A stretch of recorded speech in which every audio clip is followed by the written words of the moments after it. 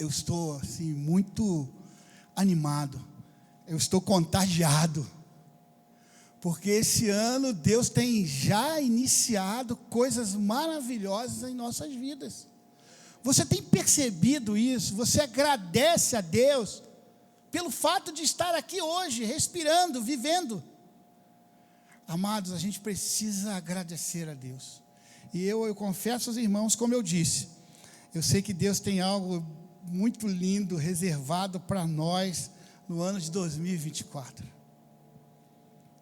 Eu consigo, pelos olhos da fé, ver grandiosas coisas. Essa precisa ser a visão de um crente contagiante. Pastor, está difícil a situação. Não se preocupe.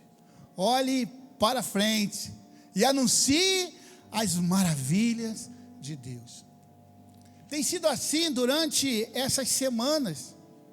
Eu não, assim, programei fazer uma série de mensagens, algo, né, que pudesse dar uma sequência, mas eu creio que o Senhor que me levou a fazer isso.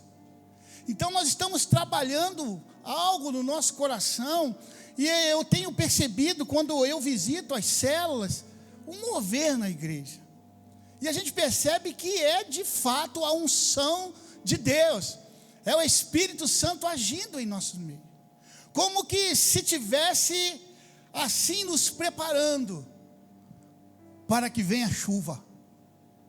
A gente já pode ver as nuvens formando, para que venha a chuva do avivamento.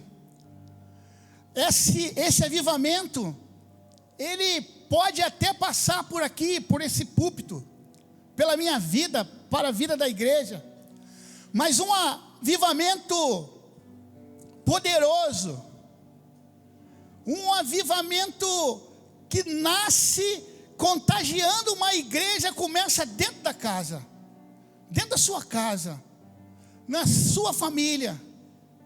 Esse avivamento começa também na casa que você abre, a sua casa, para receber a arca da aliança. Eu já posso sentir o cheiro da chuva, eu já posso sentir. Somos tão pequeninos, pastor. Tem muitas igrejas enormes aqui em Brasília, com pastores renomados. Aleluia, eu louvo a Deus por essas igrejas, por esses pastores. Mas nós viemos para Brasília para fazer uma parte disso. E se cada um de nós entendermos e colocarmos em prática a importância que nós temos individualmente para o reino de Deus, esse avivamento chegará. Aleluia. Na primeira semana falamos em seus passos o que faria Jesus. Na segunda, o poder da unidade da igreja, a unidade, essa mesma unidade sobre o avivamento. Semana passada nós falamos sobre uma igreja contagiante. Seguindo o caminho que Deus nos direcionou, ainda no livro de Atos dos Apóstolos, alguns dizem que é ato do Espírito Santo. A gente vai continuar hoje. Antes de eu aqui dizer o tema da mensagem, eu queria te convidar a abrir a sua Bíblia em Atos capítulo 3.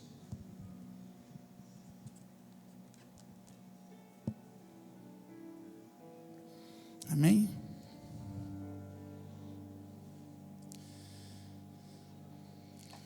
No tempo do Elvis, quando eu era pequeno, quando a gente pedia para abrir a Bíblia, a gente escutava um montão de barulho de paz, plá, plá, plá. Hoje a gente acessa, né? Mas não tem problema. O importante é a gente estar ligado com a palavra do Senhor.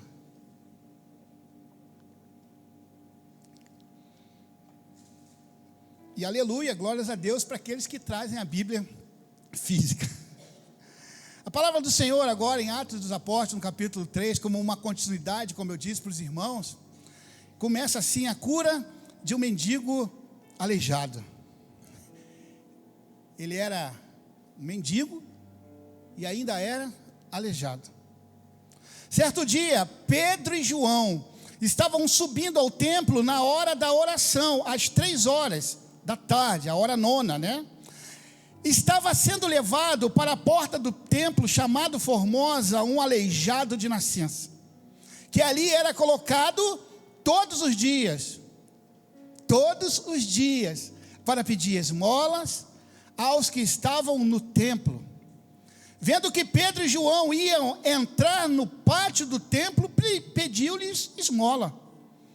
Pedro e João olharam bem para ele. Vou repetir. Pedro e João olharam bem para ele. E então Pedro disse: olha para nós. Olha para nós. O homem olhou para eles com atenção, esperando receber deles alguma coisa. Disse Pedro: não tenho prata, nem ouro, mas o que tenho, isto lhe dou. Em nome de Jesus, o Nazareno, ande. Segurando-o pela mão direita, ajudou a levantar-se. E imediatamente os pés e os tornozelos do homem ficaram firmes. E de um salto pôs-se em pé e começou a andar. Pois entrou com ele no pátio do templo, andando, saltando e louvando a Deus. Quando todo o povo o viu andando e louvando a Deus, reconheceu que era ele mesmo o homem que costumava mendigar sentado à porta do templo chamado Formosa. Todos ficaram perplexos e muito admirados com o que lhe tinha acontecido. Feche seus olhos. Pai, em nome de Jesus, nesta manhã, use a minha vida, Senhor. Use a vida da sua filha Micileia na interpretação em Libras. Que a tua palavra, Deus, possa ser pregada agora e que não haja nenhum impedimento, nenhuma distração. Pai, aqui eu te peço, usa a minha vida, eu dependo de ti. Esteja comigo e fale a cada um de nós, em nome de Jesus, amém.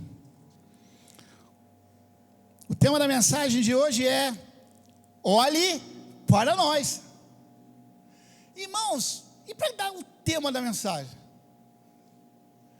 Quantos temas eu poderia dar para essa mensagem que você já conhece, que eu creio aqui que a totalidade já ouviu falar ou já leu? Como dar um tema para essa mensagem? E eu fui conduzido exatamente para isso. Olhe para nós. Se olharmos para você, o que nós vamos encontrar? Se você olhar para mim, para a Micileia, para o Igor, que estamos aqui na frente, o que vocês enxergam? Essa palavra foi uma palavra que esses dois homens deram àquele coxo, aquele homem que estava sentado ali na porta do templo. A primeira coisa que precisamos fazer, antes de analisar Atos 3, desses versículos de 1 a 10, a gente precisa voltar um pouco, nos dois primeiros capítulos. Porque no capítulo 1, ali em Atos 1, Jesus estava dando orientações. Ele aparece depois de ressurreto, e ele traz ali orientações aos seus discípulos. Era importante demais aquilo que ele estava fazendo. Os discípulos estavam intrigados, sério mesmo. Apesar de ter visto tudo que Jesus já tinha feito, eles ainda estavam ali sem entender muita coisa, porque eles vão perguntar a Jesus: quando o Senhor irá restituir o reino de Israel? Eles ainda estavam com a cabeça em Cristo como político. Mas, gente, Jesus dá uma resposta para eles, que alguns falam Toim, lembra do Toim? Jesus vai falar algo importante para eles. Jesus vai falar em Atos 1, no versículo 7, aí eu já emendo no versículo 8, o seguinte: eles estavam preocupados com isso. E Jesus dá uma resposta. Jesus diz assim: ele lhes respondeu: não compete a vocês saber os tempos ou a época que o Pai estabeleceu pela sua própria autoridade. Fica quieto, espere. Fiquem em Jerusalém, até que do alto vos venha o Espírito Santo. E aí o versículo 8, que todos nós conhecemos, vai dizer assim: mas receberão o poder quando o Espírito Santo descer sobre vocês, e serão as minhas testemunhas, tanto em Jerusalém, como toda a Judéia, Samaria e até Brasília, até os confins da terra. Irmãos, esse também aqui era o cenário. O outro, no capítulo 2, vem o Espírito Santo. O dia de Pentecostes, onde nós já falamos aqui. Quem aqui obedeceu em amor o pastor e leu Atos 2? Pode levantar a mão quando pedir. Meu Deus, eu vou ter que orar mais, porque eu vou pedir para vocês lerem agora o 2, quem não leu, e o 3, tá bom? Semana que vem a gente vai perguntar de novo. Quando a gente olha aqui o capítulo 1, as orientações, o 2, a descida do Espírito Santo, chegamos a esse cenário. Pedro e João, os dois discípulos, uma bomba atômica, a dupla top. Faltava um aí, que era Tiago. Mas os dois estavam cheios do Espírito Santo. Porque esse mesmo Pedro, depois da descida do Espírito Santo, ele prega um sermão, e quantas mil almas se convertem? Aproximadamente 3.000. Depois desse texto aqui, eu não vou entrar hoje, ele faz, rapaz, o Pedrão de novo. Depois que esse milagre acontece, ele fala: vocês estão vendo? Quem curou esse homem aqui foi Jesus. E o que acontece aqui? Aquele homem estava sentado à beira do templo, na porta do templo, perdão, porque ali era um local estratégico. As pessoas colocavam ele ali todos os dias, porque você imagina que quem está indo para o templo está cheio de amor. Então não existia o melhor lugar para colocar alguém pedindo esmola que não fosse na porta do templo. E existia uma equipe, eu não vou entrar aqui em detalhes, que talvez pudessem ser profissionais para carregar aquele camarada todo dia e colocar ali, e quando acabasse o dia, aquelas pessoas tiravam dali. Eu sei qual era o interesse, mas a vida deles era essa. Esse homem estava ali, como eu disse, de uma forma estratégica, considerando aquele lugar como um lugar muito especial para ele conseguir a sua esmola do dia. Porque era a esmola do dia, porque no outro dia ele precisava estar lá. Ele tinha naquele momento, no dia inteiro, algo que pudesse comer, se alimentar, mas no outro dia o estômago precisava comer, gritava, chorava de dor, de fome. Ele precisava voltar para aquele tempo. Essa dupla, como eu disse, cheia do Espírito Santo. Quando nós vamos ler agora o versículo 6, não tenho prata nem ouro, mas o que tenho, isso te dou, em nome de Jesus Cristo Nazareno, levanta e anda. Foi isso exatamente que aconteceu. Pedro estava indicando aqui que ele não tinha recursos. Ele não tinha recurso, ele não tinha prata, ele não tinha ouro, mas ele tinha algo muito especial. Eles tinham, que era o poder de Deus. Isso era muito importante. Eles tinham a autoridade e o poder do nome de Jesus Cristo para fazer milagres. E ele colocou isso em prática. O texto continua descrevendo como imediatamente os pés daquele homem, os pés, o tornozelo, ficaram curados. Pedro e João agiram com compaixão a encontrar aquele homem, aquele coxo na porta do templo. Talvez, antes da descida do Espírito Santo ainda, quando eles estavam com a cabeça na religiosidade, na política, eles não conseguiam ver aquele homem ali. Mas agora, cheio do Espírito Santo, contagiados, eles conseguem enxergar alguém necessitado. Pedro e João olham para ele, e Pedro expressou que, embora não tivesse recurso, mas ele tinha algo importante dentro deles. Olhe para nós. O que temos dentro de nós que podemos oferecer às pessoas? Ali fora, e talvez aqui mesmo, aqui dentro.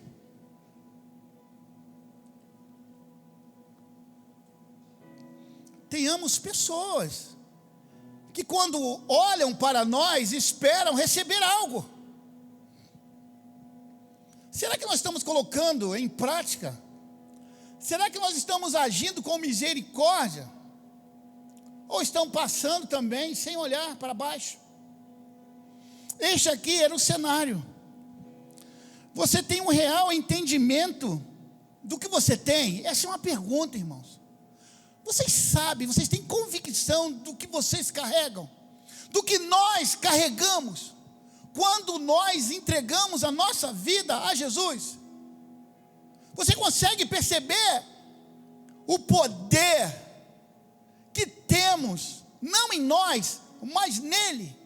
Porque ele mesmo diz que faríamos obras ainda maiores, que poderíamos orar pelos doentes e eles serem curados, que poderíamos orar pelos endemoniados e eles seriam libertos.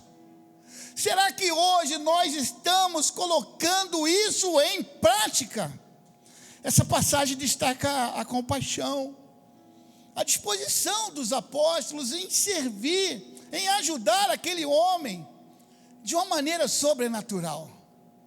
Lembra que eu falei, foi no segundo, que o testemunho, ele é importante para as pessoas olharem e te conhecerem, reconhecerem como um servo de Deus, um discípulo. Ao dizer, olhe para nós, Pedro pode estar buscando a atenção, ou foco, olhe para nós. Às vezes eu falo, olhe para cá, preste atenção. Pedro e João queria que aquele homem desse uma atenção total para eles, porque estava prestes a acontecer um milagre na vida dele, e não poderia falar de qualquer jeito. Olha para cá, preste atenção, o que vai acontecer na sua vida agora, você nem imagina, olha para nós. Exatamente isso é o que estava acontecendo. Ele queria que a atenção daquele homem coxo se voltasse para eles, para esperar e aguardar o milagre que estava chegando. Eu quero dizer para você nesta manhã, aguarde, porque o seu milagre está chegando, em nome de Jesus. Quando eles chegaram perto daquele homem, como eu disse, Pedro diz, olha para nós. Ali, irmãos, nesse momento, a gente precisa parar aqui e analisar. Olhe para nós. Ali Pedro entendeu que ele era igreja. Ele era igreja, ele tomou ali a frente. Ele parou, ele fez a declaração, mas ele disse, olhe para nós. Ele ali entendeu o que é ser igreja. A igreja não pode ser individual. Eu não posso ser uma igreja sozinha, a Micileia, o Samuel, Tiago, nenhum de vocês aqui conseguem. Nós não conseguimos ser igreja sozinhos. Igreja é comunidade, igreja é unidade. Foi exatamente isso que aconteceu. Pedro está com a palavra, mas a unidade é da igreja. Glórias a Deus. Eu canto, não muito bem, mas a unidade é da igreja. Eu lidero, mas a unidade é da igreja.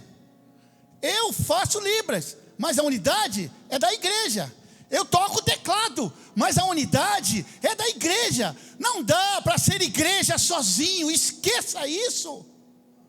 Eu não tenho condições de ser igreja sozinho. Por isso que todos os primeiros domingos nós estamos reunidos aqui como igreja, como comunidade, participando do pão e do vinho. Não tem como eu sozinho em casa participar da ceia. Não tem como eu me batizar sozinho. Isso acontece na comunidade, é na unidade.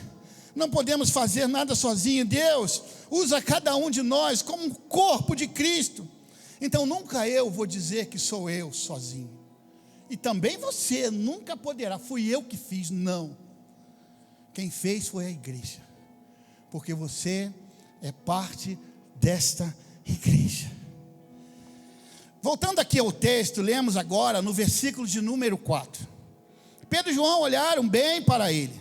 Olharam de que forma? Olharam bem. Em algumas versões eu acho que fitaram os olhos. Olharam bem, deram uma atenção especial. Agora, quando a gente vai lá no capítulo 1 e no verso 10, agora no capítulo 3, verso 4, eles fitam os olhos. Eles olham com atenção. No capítulo 1 e no versículo 10, uma parte do versículo diz: ficaram olhando fixos no céu enquanto ele subia. Pastor, o que isso tem a ver? Eu não posso ficar só olhando para o céu pela religiosidade. Céu, céu, amém, céu.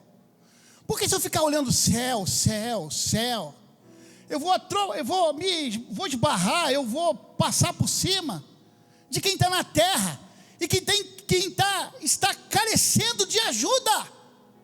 Para eu olhar para o céu e olhar Jesus subindo, era vendo o meu exemplo de vida, um exemplo de amor, de compaixão. Quando Pedro e João olham para aquele homem agora no chão, por ele estar cheios de Deus, porque eles viram o Senhor subir, eles conseguem enxergar quem está precisando, e quem está embaixo, quem está sentado, quem está caído. Vocês compreendem a importância de ser cheio de Deus, olhando aquilo que Jesus disse que iria acontecer, que iria ficar com o Pai, mas deixaria o Espírito Santo. Agora, cheio do Espírito Santo, aqueles apóstolos olham para baixo, olham a necessidade do outro, olha o que ele está sofrendo. Só quem tem muita gente ainda, como eu disse, olhando só para o céu. Que adianta você se encher, é vigília, é jejum, é oração, a leitura da Bíblia, que é muito bom, tudo isso, mas não colocar em prática. Adianta? Adianta a religiosidade? Quem mais precisa de nós são as pessoas que ainda não conhecem a Jesus. Como fazer isso? Quando ele diz, olha para nós, eles estão querendo ensinar algo àquele homem. Aqui também tem algo didático, olha para nós, preste atenção. Antes de fazer o milagre, eles estão dizendo para aquele homem que ele precisa mudar a sua forma de ver as coisas. Olha para nós, deixa de olhar para os lados, deixa de olhar para aqueles caras que te carregam todo dia para cá, deixa de ficar ouvindo pessoas sem Deus, deixa de ouvir pessoas que estão falando besteira, bobagem, perdoe a expressão. Olha para aquilo que é de Deus, olhe para nós. Eu e você temos autoridade de dizer para qualquer pessoa, olhe para nós, porque nós temos Jesus. Porque eu creio que esta palavra tem um endereço certo aqui nessa manhã. Eu creio em nome de Jesus. Então eu quero te dizer algo muito especial. Se prepare. Estufa o peito, encolhe a barriga, arruma o cabelo para quem tem, porque tua hora chegou. A sua hora chegou.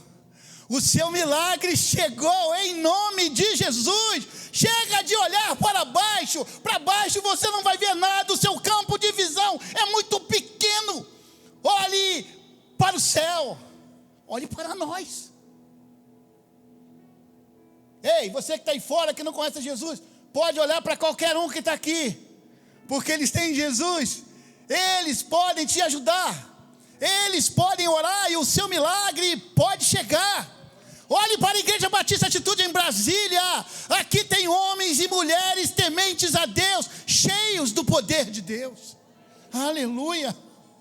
Deus vai mudar a sua maneira de olhar, Deus vai mudar a sua maneira de olhar, de ver as coisas. Queridos, olhe para um homem, não tenho prata, eu não tenho ouro, mas tudo que tenho, eu te dou. Foi isso que aconteceu. Aquele homem aleijado, ele era aleijado há quanto tempo? Alguém lembra? Quanto tempo ele era aleijado? Vamos, gente, ajuda aí o pastor. Nascença. Fala, gente, quanto tempo ele era aleijado? Isso. Ajuda aí também para falar. Aquele homem, ele era aleijado desde que ele nasceu. Alguém já nasceu andando aqui? Pode? Alguém não, né? Graças a Deus não. Ninguém nasce andando, porque andar é um aprendizado. Demora em torno de 1 ano, 1 ano e meio. Viu, Tiago? Fica alerta aí. Tiago, com a sua filhinha. Aqui, a gente percebe que nessa trajetória de começar a andar, você engatinha, você vai segurando na televisão e tudo quanto é objeto, sofá. É assim ainda, né? E aqueles galos, irmãos, como que doía a gente ver aquele galo na testa dos nossos filhos? Aí bota gelo, aí um botava a colher assim, simpatia e tudo, sabia o que fazer, não sabia nem que era simpatia. As crianças quando estão começando a andar, é um processo. Elas caem, elas machucam, elas quebram as coisas em casa, porque ninguém nasce andando, as coisas vão acontecendo aos poucos. Um outro detalhe, além de não saber andar, aí o Samuel aqui, que é um fisioterapeuta, sabe, quando a gente fica com algum membro imobilizado, para voltar já é difícil, alguns dias, né, Samuel? Você precisa de fisioterapia, você precisa de tratamento, para que você possa voltar aos poucos aos seus movimentos. Agora vocês imaginem uma pessoa que nunca andou, ela não sabe andar, é um bebê, era exatamente o que estava acontecendo com esse homem, só que Deus entrou naquele momento. E quando Deus entra na vida de uma pessoa, aquela pessoa que teme, que tem fé, os processos são acelerados. Você que nunca andou, agora você vai ficar de pé, vai saltar e vai correr, porque o Senhor é quem mandou. Ah, mas e o diagnóstico? Esquece o diagnóstico. Se foi Deus quem mandou, foi o Senhor que mandou. Versículo 7, segurando pela mão direita, ajudou a levantar-se, e imediatamente os pés e os tornozelos do homem ficaram firmes. Como assim? Como assim? Segurando pela mão, pastor? Já não tinha sido liberado uma palavra? Deus já não enviou, não disse que através da boca de Pedro que ele seria curado? Para que ele usa as mãos? Pedro sabia. Ele sabia que ser igreja não é só falar. Ser igreja é agir. Ser igreja é estender a mão para ajudar os necessitados. Quando ele estende a mão, o homem fica de pé. Cadê um jovem aqui comigo? De preferência magro. De pé 1, 2, 3, 4, vem aqui por favor. Queria um jovem aqui. Cadê o jovem, pastor Tiago? Vem, aê! Olha aí, vamos aplaudir aí o James. James, aqui é o templo, aqui é a porta. Você é o coxo. Você ainda não foi curado. Qual é a tua posição?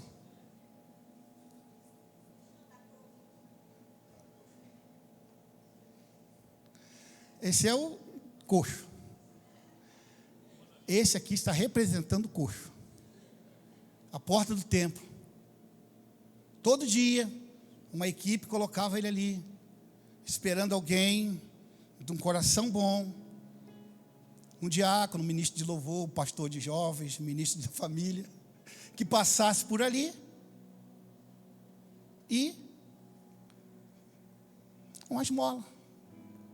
O problema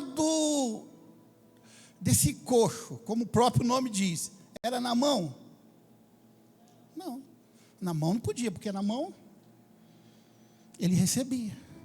O problema do coxo era na perna, mas o que ele tinha era estender as mãos. Ele, pela lei judaica, nenhuma pessoa com deficiência poderia entrar no templo, Elvis. Olha isso. Ficava lá fora.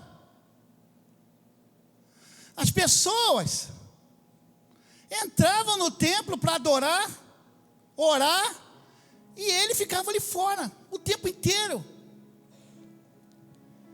A palavra foi dada: eu não tenho prata nem ouro, tudo que tenho eu te dou. Em nome de Jesus, o Nazareno, levanta e anda.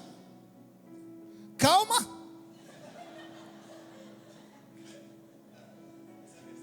Poderia ter levantado mesmo, como ele fez. Só que Pedro faz assim. Firme. Você esperava uma moeda, mas agora você recebe o toque. Porque eu te amo e eu temo a Deus.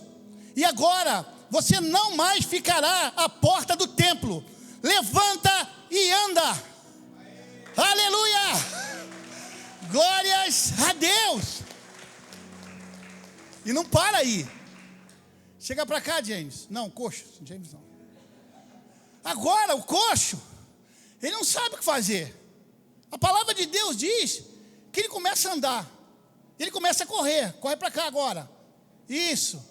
Ele começa a saltar. Saltar. Não é polichinelo não, é só saltar. Saltar. Aqueles que davam moeda para ele não tinham o poder de levar para dentro do templo. Mas quando um homem cheio de autoridade e poder de Deus toca, ele não fica mais no templo. Vem para a igreja, vem adorar. Você faz parte dessa família. Você não mais ficará ali parado, ali largado. Agora você vai entrar no templo. Você vai poder ouvir os louvores, a Micileia, a Eunice cantando, o Igor ali no teclado, a adoração da igreja, a intercessão, a leitura da palavra. Agora você pode ter ali a palavra, ter acesso à palavra. Você não vai mais ficar ali parado. As pessoas que viam ele sentado, imaginem o espanto. Cara, você era aquele que ficava lá desde quando eu era pequeno. Eu te via sentado ali, que você não podia levantar. Agora você está dentro do templo, saltando, andando e glorificando a Deus. Obrigado, James, Deus te abençoe. Aleluia, aleluia. Meus irmãos, quando ele fica de pé, como eu disse, algo sobrenatural acontece. O versículo 8 diz: e de um salto pôs em pé e começou a andar. Depois entrou com eles no templo, andando, soltando e louvando a Deus. Alguém diz: esse cara era o coxo. Esse cara ali era o coxo agora ele anda e ele salta, aleluia. Veremos em nome de Jesus, essa igreja verá milagres acontecendo. É impossível não acontecer milagre numa casa cheia de fé. É impossível não acontecer um milagre num ambiente como esse, onde o Espírito Santo está agindo, irmão. Qual é o seu nível de fé? Aleluia. Meus amigos, você precisa acreditar. Ano de 2023, o coxo estava lá. Em janeiro de 2024, o coxo já está correndo, pulando, louvando a Deus. Eu não sei como é que foi o ano de 2023 para você, mas eu quero liberar uma palavra para você, em nome de Jesus. 2024 será o melhor ano da sua vida. Eu creio. Se você crê, glorifique a Deus, aplauda ao Senhor. Aleluia, aleluia.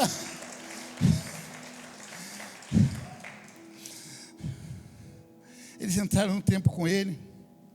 Como eu disse, as pessoas que se carregavam diariamente perderam, talvez ali o cascalho, né? Porque deve dividir alguma coisa. O que você ganhar aí, você repassa para nós. Afinal de contas, a gente te coloca de manhã e a gente busca à noite. Acabou. Secou a fonte. E vai secar a fonte de todos aqueles que estão tramando contra vocês, em nome de Jesus. Porque o Senhor Deus Todo-Poderoso está agindo.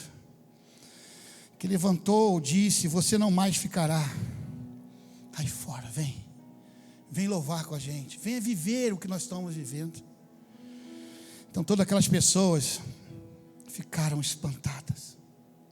Janeiro está passando, janeiro já está aí, já terminando. Daqui a pouco é fevereiro.